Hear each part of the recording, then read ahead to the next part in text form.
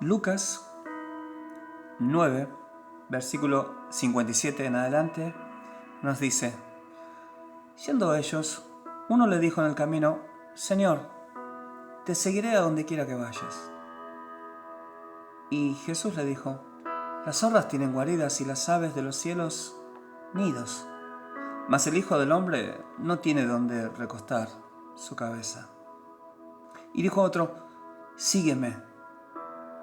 Él le dijo: Señor, deja que primero vaya y entierre a mi padre. Jesús le dijo: deja que los muertos entierren a sus muertos. Y nosotros hoy diríamos, en nuestra forma de expresarnos: y vos vení conmigo y anunciá el reino de los cielos. Sigue el pasaje diciendo: entonces también dijo otro: yo te seguiré, Señor, pero deja que me despida primero de los que están en mi casa. Y Jesús le dijo: ninguno que poniendo su mano en el arado mire hacia atrás es apto para el reino de Dios.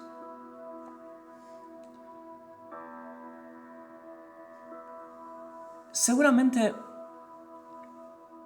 experimentaste muchas veces, caminando por las calles de la ciudad, que alguien te llamó, alguien te chistó, ya te llamó por tu nombre y instintivamente, o casi instintivamente, reaccionaste a ese llamado. Quisiste atender a quien te llamaba. Cuando el teléfono de tu casa suena, o el celular en tu mano, sabes que hay alguien que quiere comunicarse con vos. Alguien que te llama por tu nombre. Alguien que quiere tratar con vos. Sin embargo, aunque estos hechos son tan simples, comunes y conocidos para nosotros, hay una clase de llamado que es celestial, que viene del reino de los cielos, que muchos hombres y mujeres lo han vivido a lo largo de la historia. En nuestra vida, nosotros seremos llamados por nuestro Creador, seremos llamados por nuestro Hacedor, nuestro Dios. Para cada uno de nosotros en distintos momentos, de alguna forma en distintas historias de nuestras vidas, el Señor se manifiesta llamándonos. Pero su llamado se transforma en muchos llamados. El primero, el más amado por nosotros, el llamado a la salvación. Pero también hay llamados de reflexión, llamados de santificación, llamados a consagración, llamados a amistad con Él. El Señor nos llama y te llama constantemente. El cielo te llama. Dios está interesado en llamarte. En el pasaje que leímos hay 3 parámetros que podemos subrayar y reconocer. El primero de ellos es que es necesario entender lo que implica el llamado. El texto dice: el Hijo del Hombre no tiene dónde recostar la cabeza. Jesús advierte a este primer personaje del relato que antes de seguirlo debía entender cuál era la condición que tenía que vivir. Que no pensara que seguirlo se encontraría con comodidades, con confort, o que hallaría solamente bienestar y estabilidad. Él estaba expresando en su propio ser, en primera persona: no tengo dónde apoyar mi cabeza, ¿entendés? El Señor lo estaba llamando a conciencia. Tenemos que saber nosotros que cuando oímos el llamado, debemos saber a qué nos llama el Señor. Sigamos con el relato. No se sabe con claridad a lo que el segundo hombre se refería al pedir: déjame que primero vaya y entierre a mi padre. Podría ser que en verdad el padre estuviese falleciendo, o que se tratara de cuidarlo hasta su vejez. En cualquiera de los dos casos, este hombre estaba priorizando algo o a alguien antes que seguir a Jesús. Nada más y nada menos le decía al autor de la vida que la razón por la que no podía seguirlo era que tenía algo más que hacer, algo que era más importante, cuidar a su padre. Jesús, de una manera fuerte, le dice: lo prioritario no es este mundo, sino el reino de Dios. Ese es nuestro segundo parámetro.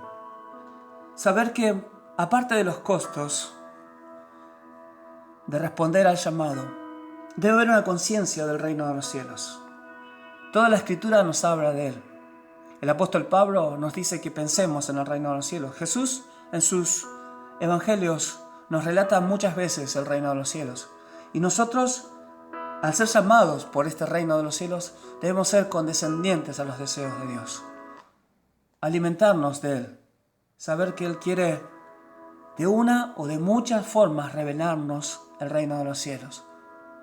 El lugar donde culminaremos viviendo nuestra eternidad. Donde estaremos allí por siempre. Un lugar de promesa, un lugar de esperanza. El reino de los cielos. Necesitamos también entender que hay un tercer parámetro, y es el no mirar hacia atrás. Ninguno que poniendo su mano en el arado mira hacia atrás es apto para el reino de Dios, dijo Jesús. Esto en la actualidad no es muy entendido fácilmente por nosotros porque son muy pocos los que ponen sus manos en el arado.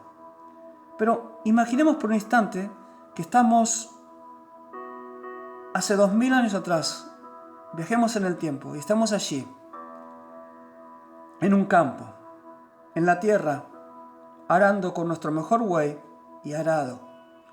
Y nos han contratado para preparar muchas hectáreas de tierra, por lo tanto tenemos mucho trabajo para hacer. Sabemos entonces que la única forma de ir derecho y hacer bien nuestro trabajo es mirando fijamente hacia adelante a un punto en el horizonte y caminar rectamente hacia ese lugar, con la intención de no voltear nuestra mirada hacia atrás. No mirar hacia atrás. No pensar que el mundo nos ha ofrecido cosas válidas, cuando realmente no podemos compararlas. Cuando el valor que tienen esas cosas no son semejantes al reino de los cielos. Cuando comparamos nuestro pasado y creemos haber vivido momentos bellos, no son comparables con los momentos en Cristo y los momentos de la eternidad. No son comparables. Hay algo más a tener en cuenta. Que el Señor nos pide de seguirlo a Él. Cuando buscamos en etimología la palabra seguir en el Nuevo Testamento, hay una palabra en el griego que tiene más significados que en el español. Esa palabra habla de describir a los soldados siguiendo a su comandante. Nosotros somos soldados del Señor, Él es nuestro comandante en jefe, y nosotros no tenemos una guerra contra carne ni sangre, sino contra huestes y potestades de maldad, y tenemos una guerra contra nuestra propia esencia pecaminosa. También ese término, para seguir, en el griego se usaba corrientemente respecto del esclavo que seguía a su amo. Esa es la condición que debemos tomar, de esclavo. Él es nuestro amo. El apóstol Pablo se llama a sí mismo doulos, esclavo. Nosotros somos esclavos de Jesús. También, con mucha frecuencia, la palabra seguir en sus originales significa el hecho de seguir o aceptar el consejo o la opinión de alguien. Qué importante esto para nuestras vidas, entender que la opinión de Jesús tiene relevancia en nuestros corazones. También es usada comúnmente respecto de la obediencia a las leyes. Sin duda alguna, nosotros tenemos que respetar la ley del Señor. El Señor Jesús vino a cumplir la ley del Padre y nosotros cumplimos las ordenanzas del Padre y del Hijo. Quiero ahora, habiendo comprendido un poco más el sentido de la palabra griega para seguir,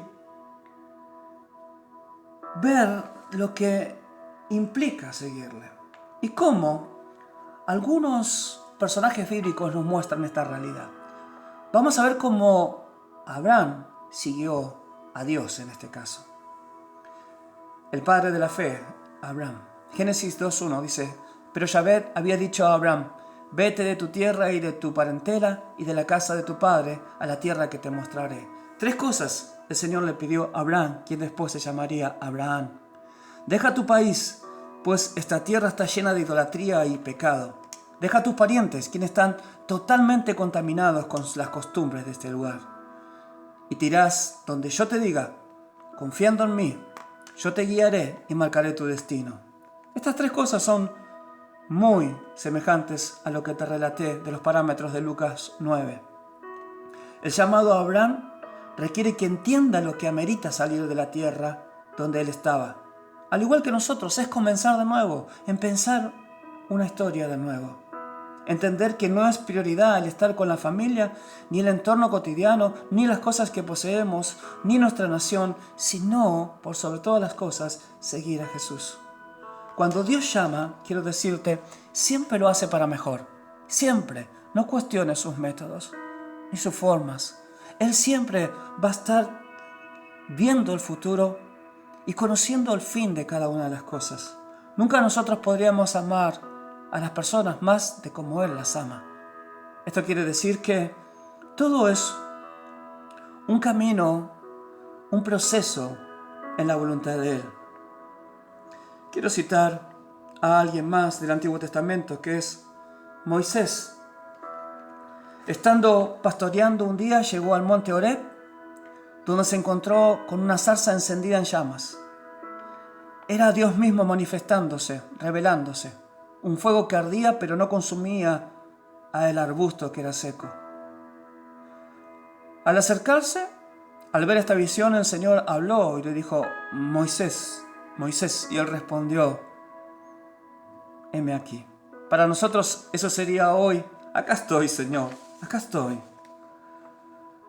El Señor te llama, nos llama. El Señor te está llamando. Moisés trató de poner argumentos. En Éxodo 3, él le dijo que quién era él para hablar con Faraón y sacar a sus hijos de Egipto. En Éxodo 4, él le dijo que era un hombre que no tenía el don de palabras, que era tardo en el habla y torpe de lengua.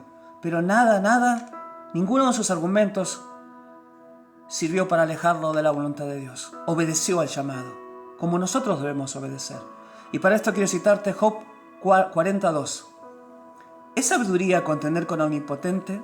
El que disputa con Dios, responda a esto. Quiero ir al Nuevo Testamento, al caso de Pedro.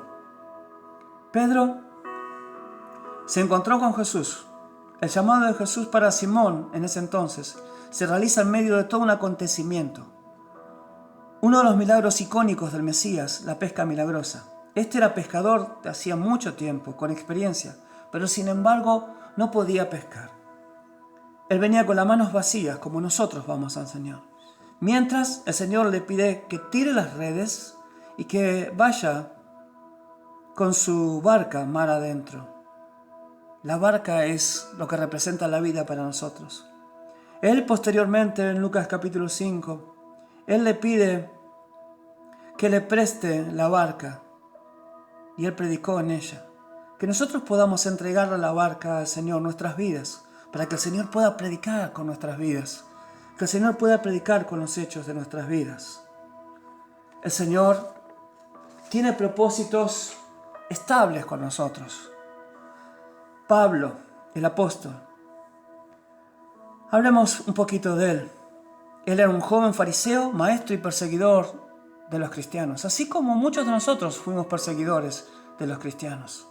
Yo me remonto al pasado y recuerdo eso. A él se le presentó al Señor como se nos presenta a nosotros. En Hechos capítulo 9 encontramos esta historia. En el versículo 6 de ese capítulo dice: él, temblando y temoroso, dijo: Señor, ¿qué quieres que yo haga? Y el Señor le dijo: levántate y entra en la ciudad y se te dirá lo que debes hacer. Para vos y para mí también hay indicaciones de cómo viviremos. Eso está en las Escrituras. El Señor tiene la directiva para nuestras vidas. Quiero decirte que sos llamado, que el Señor te está llamando.